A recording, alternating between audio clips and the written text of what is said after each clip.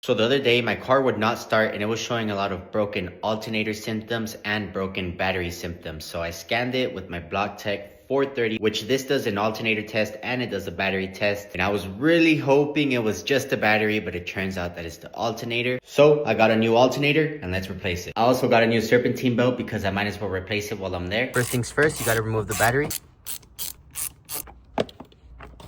Next, you just have to locate your alternator and of course disconnect it. There's also going to be a couple of wires grounded to it, so make sure to unscrew that and take off the wires. Then you're going to have to take off the 2 bolts that hold the alternator. There's one here and then there's one all the way down there that you can't really see. The second bolt is definitely a lot tighter and harder to get to, but with some patience it's definitely possible. Once you get it loose enough, you're going to have to get your hand in there and loosen it up and it should come right out. Then you can go into the other bolt.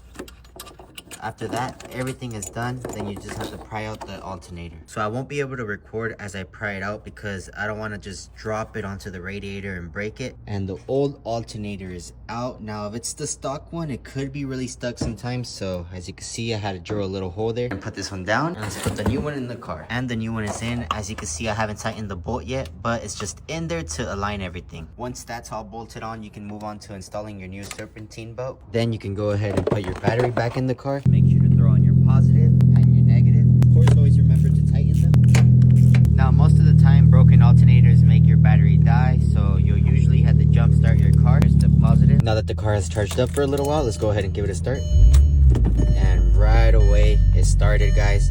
As you can see, the light isn't showing anymore. It used to say alternator workshop right there, and it used to have a little battery logo right here. Now, after that's done, you can go ahead and disconnect the jumper cables to let the alternator do its job and charge the battery. And that's an example of just one of the many diagnostics that the BlockTech 430 can do. Not only can it scan your battery and your alternator, but it can also scan your transmission system, your brake system, your airbag system, and of course your check engine light. Now, if you guys want to diagnose your car yourself at home, I highly recommend the BlockTech 430. They're actually selling it on the TikTok shop for 30% off right now. And they've been going really viral and selling out really fast. So if the link is still appearing right here, that means that the product is still available. So make sure to get yourself one before they sell out.